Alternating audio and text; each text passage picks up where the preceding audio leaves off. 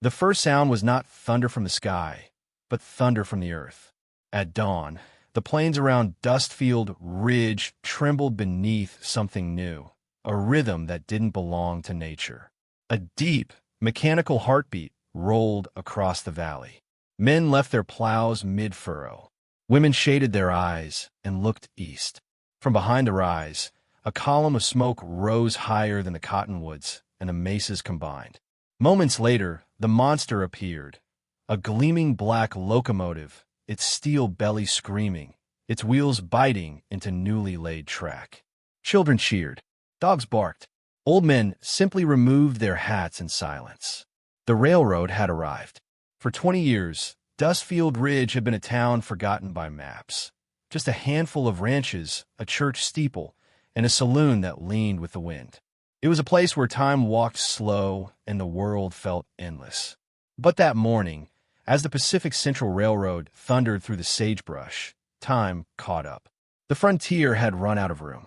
From the far pasture, Eli Carter watched from horseback, dust rising around his boots. He was 32, lean, sun-creased, built by hard seasons and harder losses. The son of one of the first settlers, he'd buried his mother when he was 10, his brother during a cattle stampede, and now tended his dying father alone. Every acre he owned was paid for in sweat and grief. The black serpent of iron curling through his valley looked to him like the devil himself come to collect. Beside the newly built siding stood Maggie Lane, daughter of the station agent. Her dress was the color of prairie sky, now dust-streaked, her hair pinned high like the city lady she admired in magazines from St. Louis. She believed the railroad meant letters from far-off places, a telegraph office, maybe even a school with real desks. She wanted change, yet when she turned and saw Eli on the ridge, a knot of guilt twisted in her chest. The progress she'd longed for had a price, and men like him would pay it. That evening, the town gathered inside McGraw's saloon, the only building large enough to hold them all. The piano sat silent. Even the flies seemed to hover quietly. Bottles lined the counter like soldiers waiting for orders. Sheriff Dobbs, a weary man with a limp and too many regrets, leaned against the bar and rasped. "Folks, I've been hearing talk from the company men. They aim to buy out every ranch west of the ridge. Build in a depot, water tower, maybe even a refinery." A murmur rippled through the crowd. Hope for some, dread for others. Eli stood near the back, hat pulled low, listening. He didn't speak until a man in a fine vest raised his voice. "This line means jobs, freight, a future." Eli stepped forward, his spurs clinking on the warped boards. "A future for who?" he said quietly. "For the men selling the land, or the ones burying their fathers in it?" No one answered. The sheriff sighed and looked away. The divide had already begun. Outside, the night wind carried the hiss of steam from the resting engine. Its lanterns glowed like eyes in the dark. Eli walked home beneath the sound of frogs and far-off hammering. He could feel the weight of change pressing on his shoulders, invisible but heavy as lead. When he reached his porch, he found Maggie waiting. Her father had sent a letter to the railroad's owner, Brenton Hale, asking him to visit in person. She brought the news like a confession. "He says Mr. Hale wants peace, Eli. He wants to talk to the ranchers."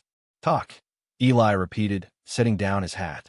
"That what they call it when men show up with contracts and armed guards?" She tried to meet his gaze, but couldn't. The firelight from his cabin window flickered across her face, softening the tension for just a heartbeat.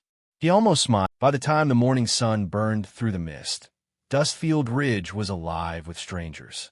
The new train sat steaming at the platform like a coiled beast, its black sides glinting. From its polished passenger car stepped Brennan Hale, the man whose name had become a whisper on every rancher's tongue. He was not the kind of man the frontier bred. He wore a suit of gray wool, crisp as a winter morning, and gloves so clean they looked untouched by dirt. But his eyes, steel gray and restless, carried something the plainsman recognized: hunger. Not the kind that comes from an empty belly, but from ambition that never sleeps. Sheriff Dobbs met him with a handshake that looked more like surrender. "Mr. Hale," he said, "welcome to Dustfield Ridge." "Thank you, Sheriff," Hale replied, his voice smooth as oil. I believe we have a great deal to discuss. I like your land. It's wild, but it can be tamed. Eli Carter, standing a few yards away among the ranchers, felt his jaw tighten. He wanted to hate the man, yet couldn't look away from the power he carried. Hale didn't just bring machines. He brought a new kind of rule, one written in ink instead of blood, yet every bit as deadly. Maggie Lane watched from the depot steps, fingers twisting the hem of her skirt. She'd met Hale briefly through her father, who served as the company's station clerk. He'd spoken to her with a charm she didn't trust, complimenting her pioneer grace and offering her father a promotion if he helped ease the transition. But she saw behind his smile, calculation cold as riverstone. Still, she kept her doubts quiet. Dustfield Ridge needed progress, didn't it? The children deserved schools, and families deserved more than dust and drought. Yet when she caught Eli's eyes across the crowd, she felt the question rising inside her. At what cost? The meeting took place inside the half-built depot, its rafters echoing with wind. The ranchers gathered, hats in hand, faces carved from sun and hardship. Brenton Hale stood before them, flanked by 2 armed guards. His words came rehearsed and honeyed. Gentlemen, he began, the Pacific Central Railroad is not your enemy. It's the promise of tomorrow. You've broken your backs carving out a life here. I aim to reward that. We're offering fair payment for every parcel west of the ridge, and jobs to any man willing to help build the future. Eli stepped forward. And what about the ones who ain't selling? What about the folks who just want to keep their land? Hale smiled thinly. I admire loyalty, Mr. Carter. Eli Carter. Ah, yes. Carter Ranch. I've read about your father's claim. Impressive acreage, excellent soil. But tell me, Mr. Carter, what good is loyalty to land that's dying? You can't eat pride, and you can't grow crops on memories. A few men chuckled nervously. Others shifted in silence. Eli's hands curled into fists. My land feeds me just fine, he said. It's the iron snakes like yours that poison the roots. The tension cracked like a whip. The guards moved a step closer. For a heartbeat, no one breathed. Then Hale laughed, not kindly, but like a man used to winning. You've got spirit, Carter. I like that. But don't let blind you. Progress doesn't ask permission. It just arrives. He turned back to the crowd. You have until the end of the month to sign the deeds. After that, the company moves forward, one way or another. And with that, he walked out into the sunlight, his boots crunching on gravel like the ticking of a clock counting down. That evening, the saloon was full again, but the talk had turned bitter. Some men argued they should fight, form a posse, tear up the rails, drive the railroad out. Others said it was hopeless. You can't shoot progress. You can't outdraw money. Eli sat alone at a corner table, staring at a half-empty bottle. Maggie entered quietly. The wind that night came sharp and dry, cutting across the valley like a warning. From his porch, Eli Carter could see the glow on the horizon, the kind of light no man ever wanted to see near his land. Flames. Big ones. The ridge was burning again. He pulled his rifle from the wall, jaw tight as stone. They're coming, he muttered, almost to himself.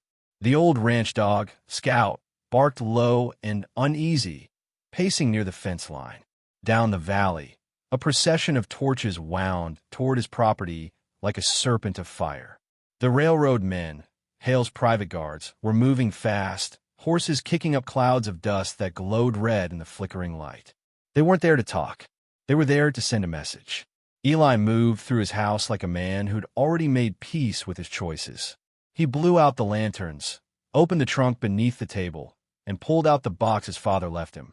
A single Colt, polished and worn, and a folded note that simply read, "This land's yours. Protect it." He loaded 6 rounds, slid the weapon into its holster, and whispered, "I will, Pa." Outside, the fire reached the edge of the north pasture. The first shots came quick, warning shots at the sky, meant to scare him out. But Eli didn't scare easy. He fired back once, clean and measured, shattering the lantern of the lead rider. "Spread out," someone shouted. "Take the barn." The next few minutes were chaos. Horses screamed. Gunfire cracked. The night came alive with shadows darting between fences and hay bales. Sparks flew as bullets struck the iron plow by the fence. The smell of gunpowder mixed with burning cedar. Eli crouched behind a trough, heart hammering, eyes scanning the ridge. He knew he couldn't win this fight alone, not against 10 men and the sheriff himself. But he wasn't about to run, not while his father's land stood. Then, from the dark edge of the field, came a new sound, a war cry, fierce and ancient. A figure burst from the tree-line, riding bareback, a tomahawk gleaming in one hand. Raven Elk. The Lakota warrior swung his weapon with deadly grace, knocking a rifle clean from one of the guard's hands before disappearing behind a horse. The men shouted in panic, unsure if there were more of him. Eli blinked through the smoke, disbelief written across his face. He'd met Raven Elk once, months ago, when the railroad first staked claim through Lakota burial ground. They hadn't spoken since, but here he was fighting beside him. Didn't think you'd show, Eli shouted over the chaos. Raven Elk reloaded his carbine calmly. Didn't come for you, he said. Came for them. The two men exchanged no more words. They didn't need to. The rhythm of battle spoke for them. Together, they moved like one. Eli firing steady from behind cover. Raven Elk circling wide, striking with precision. The guards began to retreat toward the creek, dragging their wounded. Sheriff Dobbs shouted for them to fall back, cursing Hale's name under his breath. When the last torchlight vanished beyond the ridge, silence fell heavy on the valley. Eli dropped his rifle, breathing hard, and looked toward the warrior. You saved my life, he said. Raven Elk's face was unreadable in the moonlight. You're fighting for what's yours. I'm fighting for what they took. Tonight, our enemies are the same. He turned to leave, but Eli stopped him. Wait, they'll be back, with more men. You know that. Raven Elk hesitated, then gave a slow nod. Then we make them bleed for every inch. By dawn, word of the skirmish spread through Dustfield Ridge like wildfire. Some called Eli a hero. Others called him a fool who doomed them all. Hale, of course, called him a criminal. Inside the depot office, Brenton Hale slammed his fist against the desk so hard the ink bottle tipped over. He's not just one man anymore, he hissed. He's a symbol. The sheriff shifted uncomfortably. Folks are starting to side with him, Brenton. Maybe we ease off a while. Ease off. Hale's voice rose, while that backwater rancher and his savage friend turned this town into their own fort. No, I'll end this. He paced to the window. The morning dawned gray and heavy with rain. The earth was slick, the creek swollen, and the clouds hung low over Dustfield Ridge, as though the sky itself mourned what was about to unfold. Eli Carter crouched behind a haystack, rifle in hand, every nerve strung tight. Scout, his loyal dog, paced nervously nearby. Across the ridge, Hale's men marched in formation, the whistle of rifles slicing through the mist. The smell of wet earth mixed with gunpowder and smoke. Raven Elk crouched beside him, calm as always. His eyes scanned the enemy, calculating. They'll expect us to fight head-on, he said. We won't. Eli nodded. The night before, they had mapped the terrain, rigged traps along the ridge, and prepared ambush points. Every inch of land Eli had fought for, every fence, every barn, every stone would be their ally. Maggie rode in last, mud-slicked and soaked, carrying a satchel of letters and maps from the town. If we survive this, she said, we need proof of what Hale's men did. Names, deeds, everything. Eli looked at her, rain dripping off her hair, and felt something stir in his chest he hadn't dared admit. Then help us live to see it done. The first shot rang out before the sun breached the clouds. One of Hale's men had stepped on a tripwire, sending a flare into the low fog. Chaos erupted instantly. Men scrambled, horses reared, bullets whipped through the mist. The ambush worked. Hale's men were forced to slow, stumbling into hidden pits and spikes Raven Elk had set along the ridge. Eli moved with the precision of a man who'd known this land his entire life.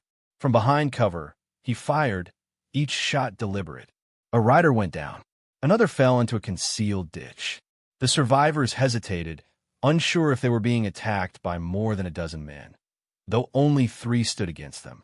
Raven Elk darted along the ridge's edge, a shadow among shadows, striking swiftly with tomahawk and rifle alike.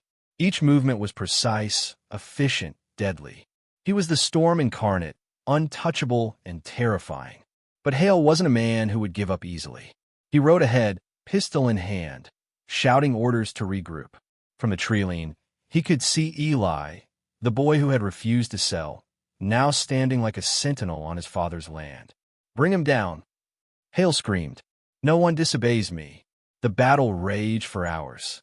Horses screamed, rifles cracked, and the valley filled with smoke and the metallic scent of blood. Townsfolk watched from hidden positions, some cheering, some praying, as the fight of their lives unfolded before them. Then, Hale's men brought out the dynamite, 3 wagons brimming with explosives meant to obliterate the barn and grain silos. The ground shook with the weight of impending doom. Eli and Raven Elk exchanged a glance. It was now or never. With careful precision, they lured the wagons into a trap. Tripwires, spikes, and a small barrel of gunpowder ignited at the right moment. The first wagon exploded, flames licking the sky, smoke and debris throwing men to the ground. The roar of the blast shook the valley. Hale screamed, fury and panic mixing in a single guttural sound. But it was too late. The ambush had worked. The surviving guards scattered into the hills, dragging Hale with them. But his power, his dream of the railroad cutting through the Carter land, was broken. In the aftermath, the town emerged cautiously. Smoke rose from burned timbers, but the land, the heart of Dustfield Ridge, remained. Maggie rode to Eli's side, brushing soot from his face. "Is it over?" she asked softly. Eli looked across the valley. Hale's engine, blackened and abandoned, sat useless against the stubborn earth. "For now," he said, "but men like him always return." Raven Elk stood a short distance away, the wind catching his long hair. Eli called him over. "You saved us all," he said. Raven shook his head. "I only reminded the land who owns it. You did the rest." Maggie looked at Eli, understanding the weight of his choices. They had won, yes, but the cost was etched in the scars of the town, the burned fields, and in the eyes of those who had fallen or fled. The West was changing.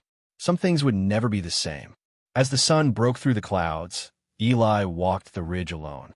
The wind carried whispers of ancestors and old dreams. He touched the earth, feeling the life beneath his fingers. "This land remembers," he said quietly, and it would remember him, too. Weeks later, Dustfield Ridge began to rebuild. The railroad stayed,